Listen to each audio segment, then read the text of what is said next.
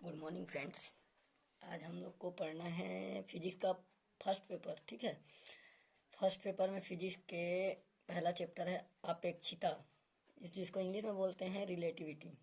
अपेक्षिता मतलब नाम से ही स्पष्ट है यार कि देखो, अपेक्षिता मतलब किसी के सापेक्ष कोई गति करना। अपेक्षिता मतलब किसी के सापेक्ष गति करना। अगर हम किसी के सापेक्ष गति कर रहा है, उसी को हम अपेक्षिता कहते हैं। और उस गति के बारे में अध्ययन करना, उस गति से उस वस्तु पर क्या प्रभाव पड़ता है, उसके लंबाई में, उसके चौड़ाई में, उसके हर चीज, उसके भौतिक स्थिति में क्या परिवर्तन, भौतिकी स्थिति में क्या परिवर्तन होता है, इसके बारे में पढ़ना ही हमें इसी चीज को अपेक्षिता कहते हैं। समझ आया? वास्तव में कोई चीज स्थिर है ही नहीं। देखिए, ब्रह्मांड में बहुत सारी चीजें हैं। जैसे आप बैठे हो, आप किसके सापेक्ष स्थिर हो? मतलब मेरा कहने का मतलब हर चीज, कोई चीज स्थिर नहीं है। हर चीज कुछ ना कुछ गति कर, किसी के सापेक्ष कुछ ना कुछ गति कर रहा है।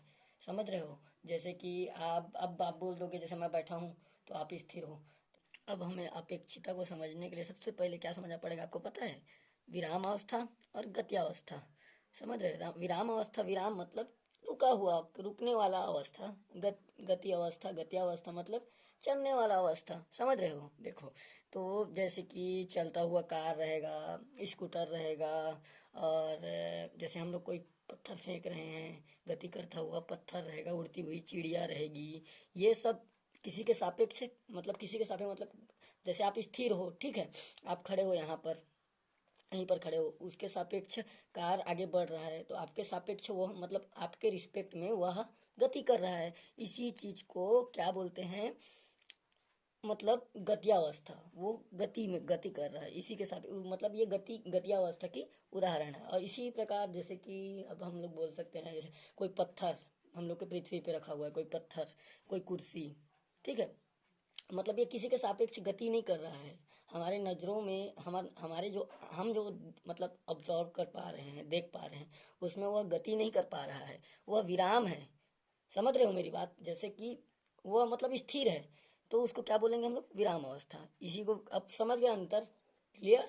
कि देखो, गति अवस्था, गत्यावस्था और विराम अवस्था में, इसी के बेस में हमें आगे पढ़ना है सब चीज। अगर आपका ये चीज क्लियर नहीं रहेगा तो हमें आगे आगे आपको जो पढ़ोगे वो समझ नहीं आएगा। ये तो खाली बेस है, अगर आपका बेस क्लियर नहीं रहेगा तो आगे आपको समझ आने वाला है ही नहीं।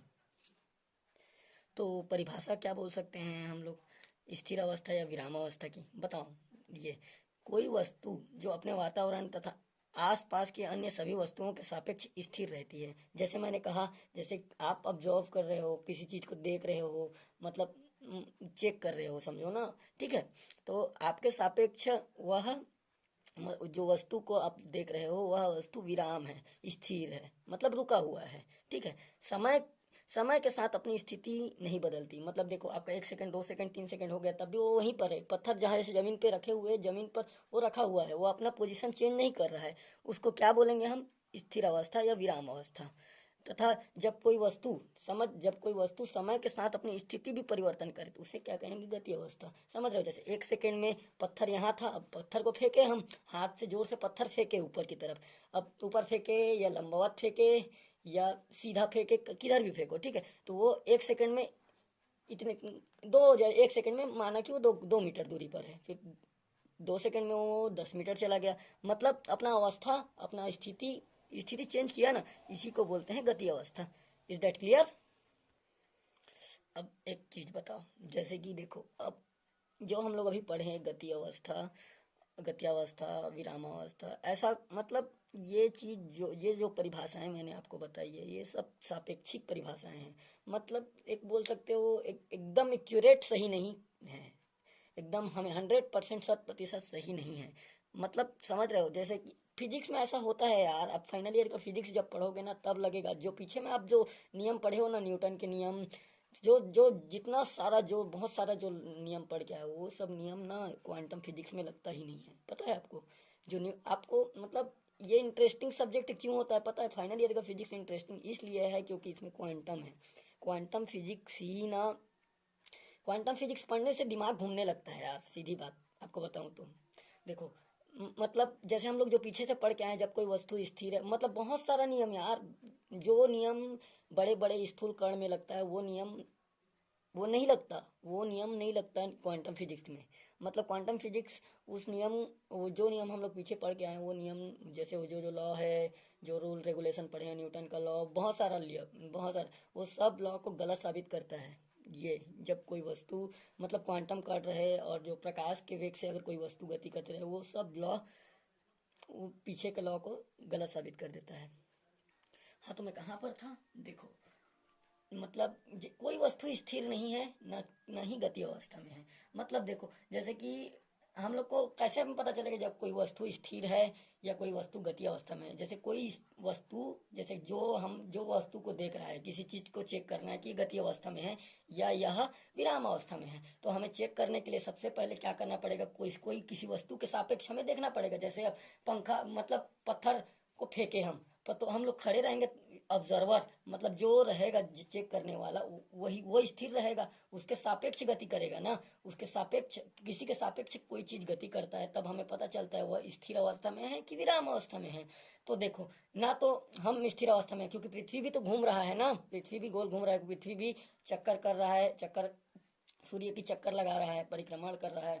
वैसे ही अब हर चीज, पृथ्वी, तारे, सब सब, कोई कोई चीज स्थिर है ही नहीं। अगर रियल में किसी चीज को की गति अवस्था या स्थिर अवस्था एक्यूरेट निकालना है, तो हमें ब्रह्मांड में जाना पड़ेगा। ब्रह्मांड में हमें खड़े होना चाहिए, ऑब्जर्वर को ब्रह्मांड में खड़ा हो और वहां से चेक करें कि ये रियल में स्थिर है, ये गति कर रहा है। अब मैं ब्रह्मांड में, माना कि सोचो मैं ब्रह्मांड में चला गया, ठीक है, स्पेस में मैं हूँ और वहां पर खड़ा हूँ। अब मेरे पास ऐसा टेलीस्कोप है जिससे मैं आपको देख सकता हूँ, ठीक है। तो आप पत्थर को फेंक रहे हो, ठीक है, नहीं, अब पत्थर यहाँ पर रखा, फेंको फेंको मत, ठीक है, पत्थर को रखे हुए हो या आपका मोबाइल फोन को रखे हो, तो आप सोच रहे हो आपके सापेक्ष वो क्या है, स्थिर है। लेकिन मैं जो हूँ कहाँ हूँ, स्पेस में हूँ। तो आप, पृथ्वी तो गोल घूम रहा ना, पृथ्वी गोल घूम रहा, तो वो भी तो गोल घूम रहा, वो भी तो गति अवस्था में है। समझ रहे हो मैं क्या बोल रहा हूँ। मतलब कोई वस्तु स्थिर नहीं है, 100% स्थिर नहीं है, समझे। और कोई वस्तु, मतलब हर वस्तु गत्यावस्था में नहीं है, किसी न किसी के सापेक्ष वह स्थिर भी हो सकती है। तो हम कहाँ पढ़ते हैं, हाँ देखिए, दो गणितीय जो कैलकुलेशन रहता है किसी चीज के निकालने के लिए, उसकी गति, उसकी उसका एक्सलेशन, त्वरण, ये सब निकालने के लिए हम क्या मान लेते हैं कि मतलब वह विराम अवस्था में है, वह गति अवस्था में है। ये बस गणितीय कैलकुलेशन के लिए हम लोग एक मान लेते हैं, समझ रहे हो। इसका एक मस्त एग्जांपल बताऊं आप लोग को। आप दैनिक जीवन में आप लोग कभी रेलगाड़ी चढ़े होंगे, पता है अक्सर, मतलब जैसे जो रेलगाड़ी रहता है, रेलगाड़ी आप चढ़ गए, ट्रेन चढ़े, ठीक है, तो ट्रेन चढ़े तो दोनों ट्रेन एक साथ एक ही दिशा में गति कर रहा है। मतलब जैसे कि अब बिलासपुर से जैसे रायपुर कोई ट्रेन जा रहा है, ठीक है, तो बिलासपुर से रायपुर कोई ट्रेन जा रहा है, एक और ट्रेन जा रहा है बिलासपुर से रायपुर, दोनों सेम गति से सेम दिशा में जब चल रहे हैं, तो जहाँ यहाँ पर जैसे कोई बैठी है पुष्पा नाम की लड़की, ठीक है, यहाँ कोई मंजू नाम की लड़की बैठी है, तो पुष्पा को मंजू जब देखेगी तो वो उसके सापेक्ष स्थिर लगेगी। मतलब ट्रेन, उसका ट्रेन भी रुका हुआ है, इसका ट्रेन भी रुका हुआ है लगेगा। और मंजू भी जब पुष्पा को देखेगी तो पुष्पा को लगेगा, मंजू को लगेगा कि पुष्पा स्थिर है। समझ रहे हो मेरी बात। मतलब उन दोनों के सापेक्ष। अब देखो ऑब्जर्वर, मतलब मंजू जब चेक कर रही थी ना, मंजू ऑब्जर्वर हो गई, मतलब चेक करने वाली हो गई, उसके सापेक्ष देख रही। जब पुष्पा चेक कर रही है तो पुष्पा ऑब्जर्वर हो गई, वो उसके सापेक्ष चेक कर रही है, ठीक है, मतलब गति कर रहा है कि नहीं, गति कर रही है कि नहीं, समझ रहे हो मेरी बात। तो क्या हुआ, जब दोनों एक ही मतलब एक के सापेक्ष कोई गति ना आगे ना बढ़े, मतलब अलग अलग गति ना रहे, बराबर रहे, तो उन लोग मतलब एक दूसरे के सापेक्ष स्थिर रहेंगे। और उन लोग की अपेक्षिक वेग जो रहेगा वो शून्य रहेगा, समझ रहे हो। मतलब एक दूसरे के सापेक्ष उन लोग कोई गति नहीं करेंगे।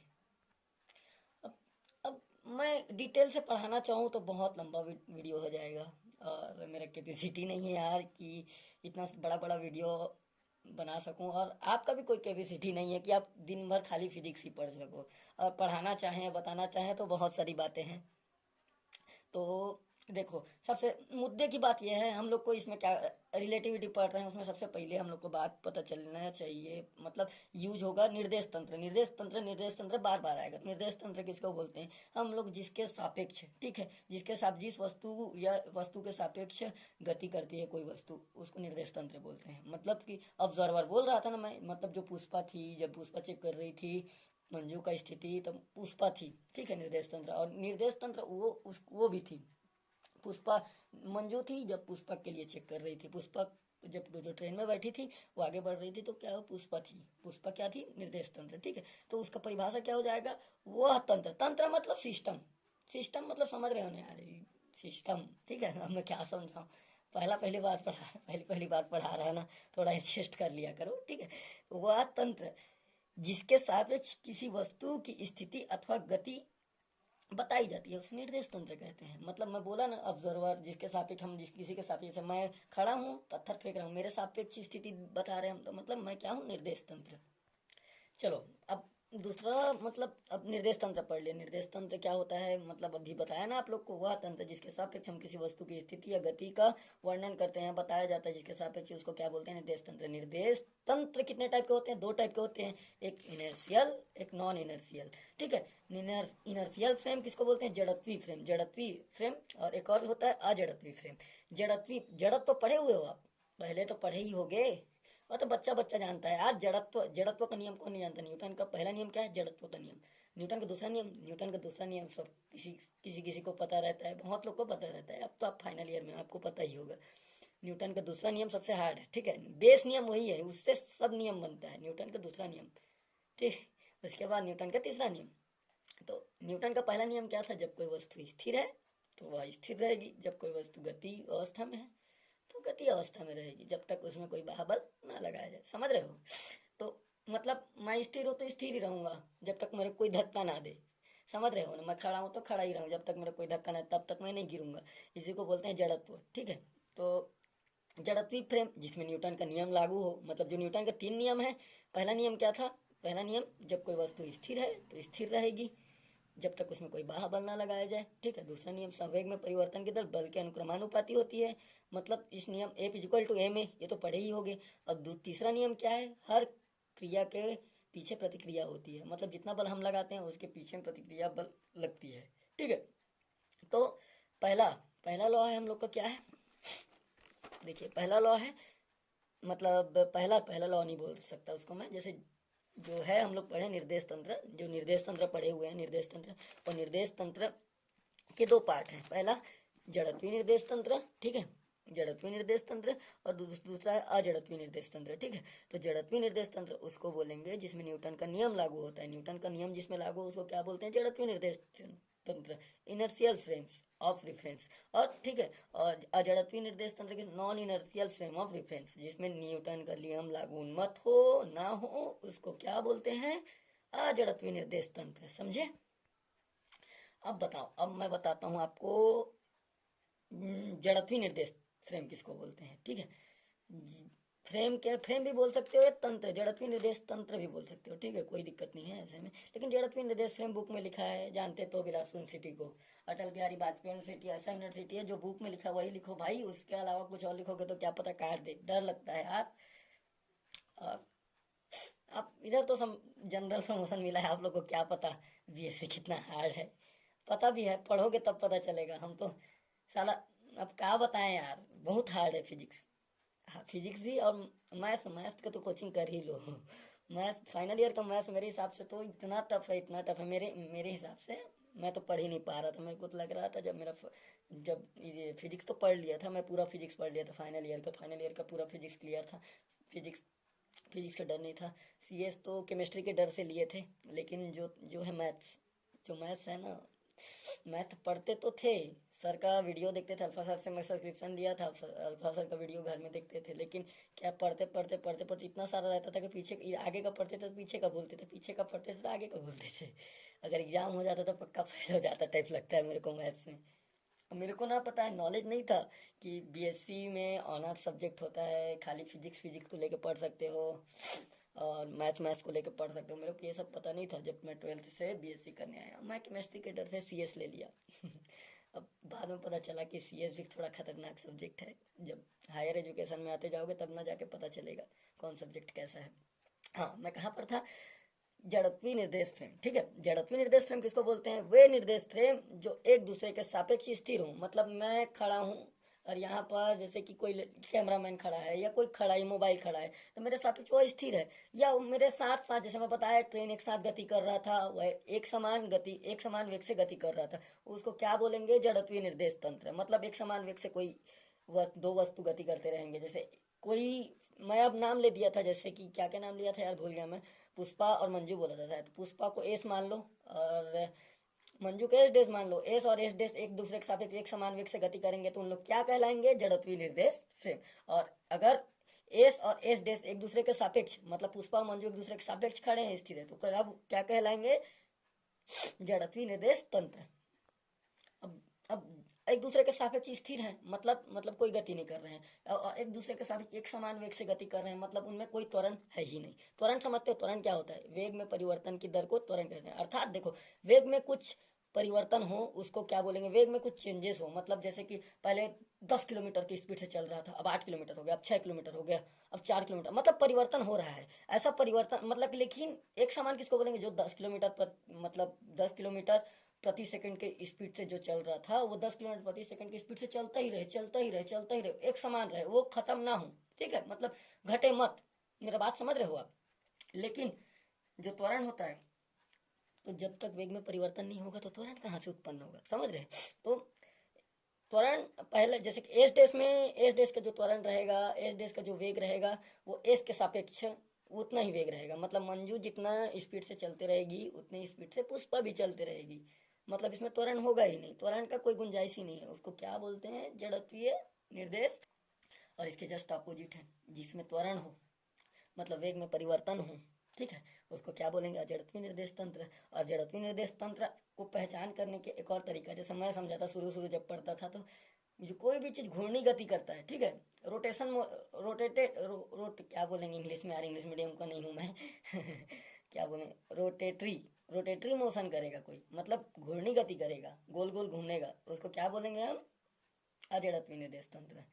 अजड़त्वीय टेंशन ही देता है पता है, जो मजा, मतलब जो हम लोग सोच रहे हैं यहाँ पर अजड़, अक्सर हर चीज अजड़त्वीय निर्देश फ्रेम रहता है, लेकिन कोई 100% प्योर, क्या बोलते हैं उसको, जड़त्वीय निर्देश तंत्र हो ही नहीं सकता। क्यों? अभी मैं आपको बताया था वीडियो में पहले रिमाइंड करके सोच लो कि कोई कोई वस्तु स्थिर नहीं है। और ये क्या बोला है? मतलब किसी न किसी के सापेक्ष कोई, किसी न किसी के सापेक्ष गति कर रहा है। मतलब व्यवहारिक रूप में, व्यवहारिक जीवन में ये मुमकिन नहीं है, जड़त्वीय निर्देश फ्रेम मुमकिन नहीं है, जड़त्वीय निर्देश फ्रेम ज़्यादा मुमकिन है। ठीक है, समझ रहे हो ना?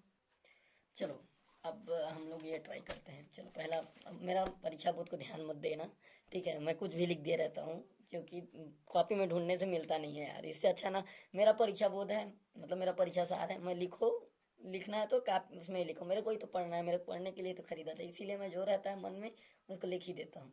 फिर बाद में खोजना मत पड़े, मैं इस क्वेश्चन को पढ़ूँ तो हाँ इसको क्या बोलते हैं इनर्शिया, ऐसा करके। अब मैं हिंदी मीडियम का हूँ इसलिए इंग्लिश इंग्लिश लिख लिया हूँ, ठीक है, उसको ध्यान मत देना। तो पहला क्वेश्चन क्या है? देखो, तो बिलासपुर में कब आया था? ये 2018 में आया था।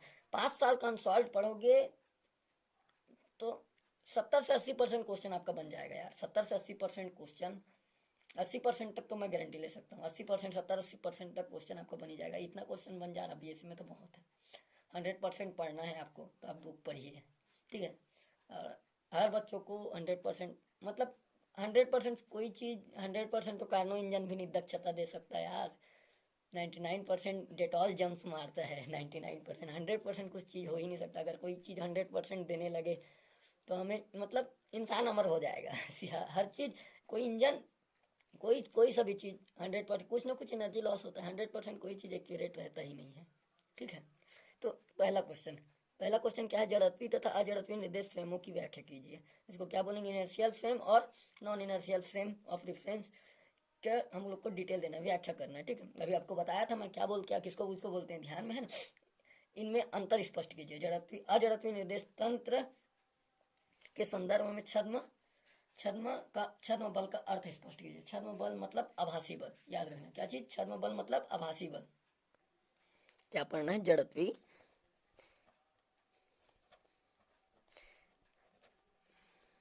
निर्देश तंत्र। जड़त्वीय निर्देश तंत्र किसको बोलेंगे? जिसमें न्यूटन का नियम, न्यूटन लॉ लगे, ठीक है।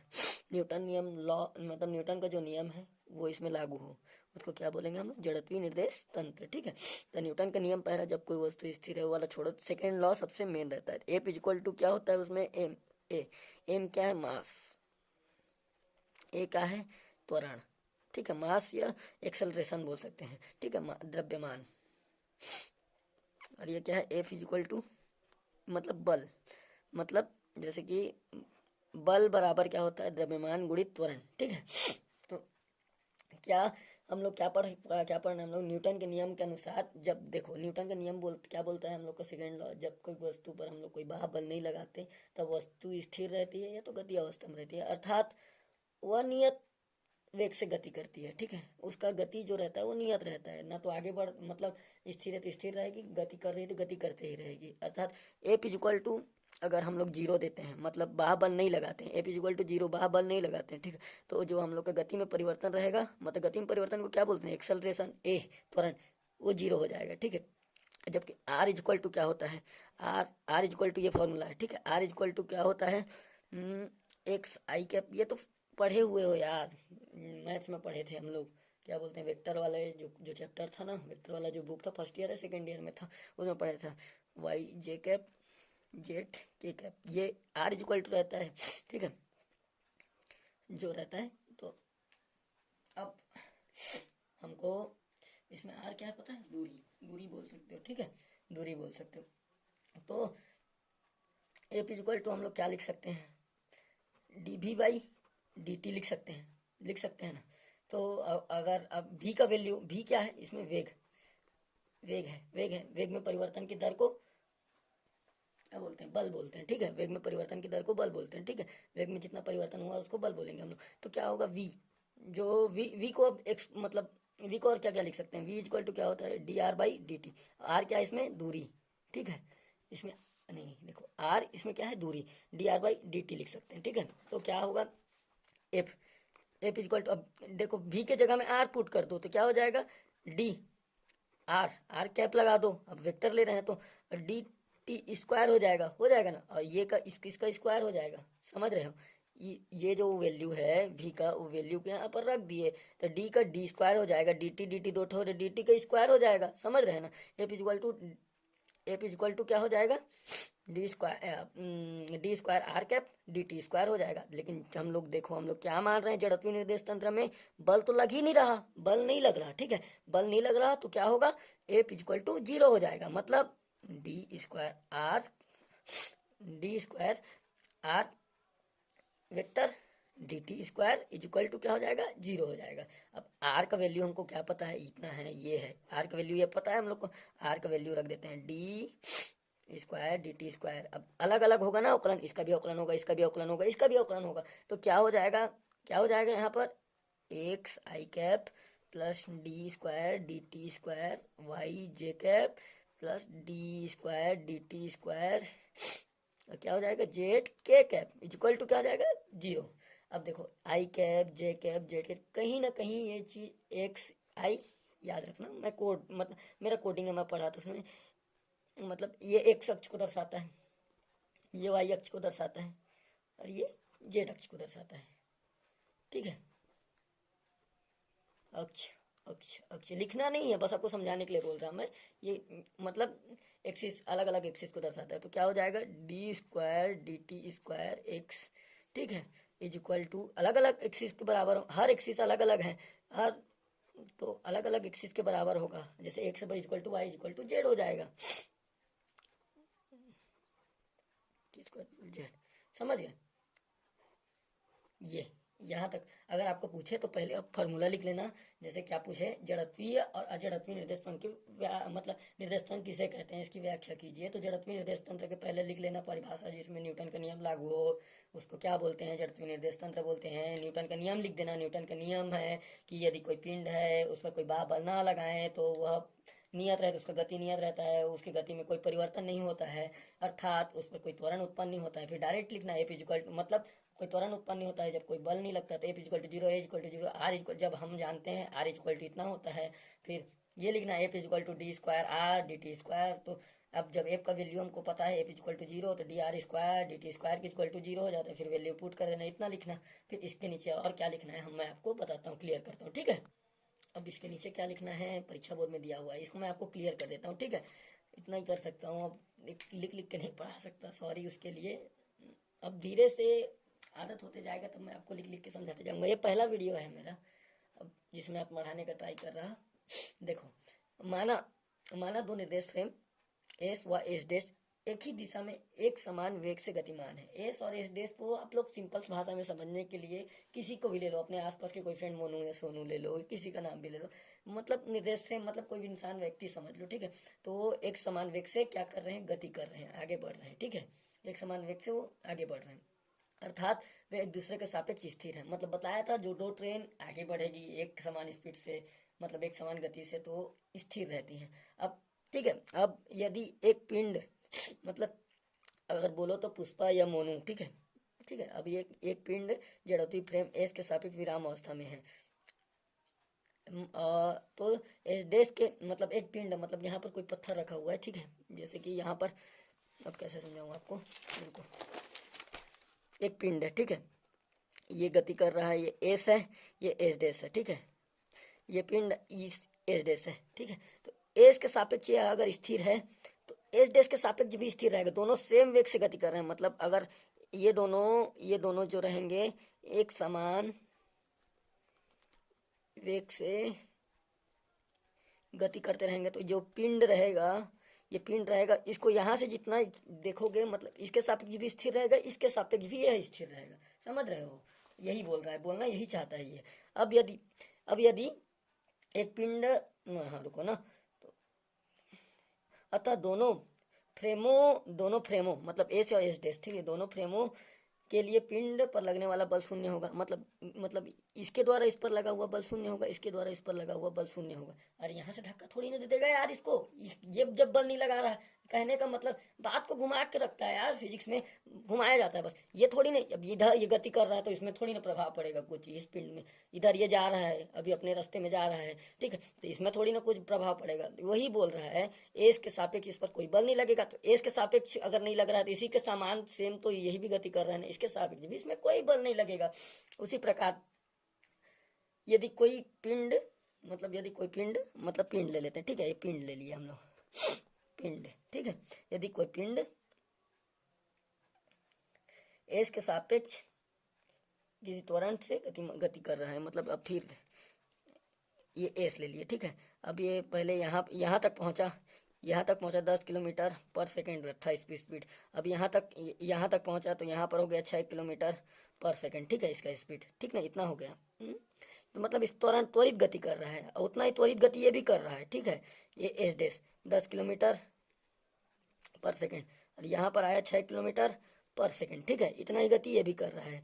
तो इसके सापेक्ष इतना इसमें त्वरण है, इसके सापेक्ष मतलब इसका ये सॉरी मतलब जबान पलट नहीं रहा यार, अब मैं आपको कैसे एक्सप्लेन करूं। अब रुको मैं बताता हूँ, ठीक है, एक बार पढ़ लेता हूँ इसको, फिर आपको क्लियर कर देता हूँ। उसी प्रकार मेरा बैटरी खत्म होने लगा।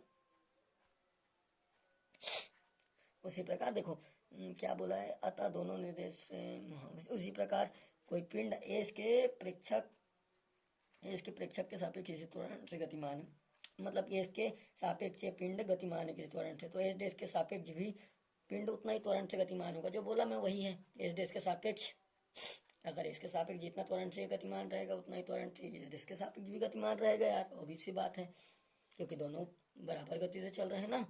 इस प्रकार वे सभी निर्देश तंत्र जो जड़त्वीय फ्रेम के सापेक्ष स्थिर हों तथा एक समान वेग से गति करते हों जड़त्वीय निर्देश तंत्र कहलाते हैं। क्लियर? चलो आज के लिए बस इतना ही। Thank you for watching.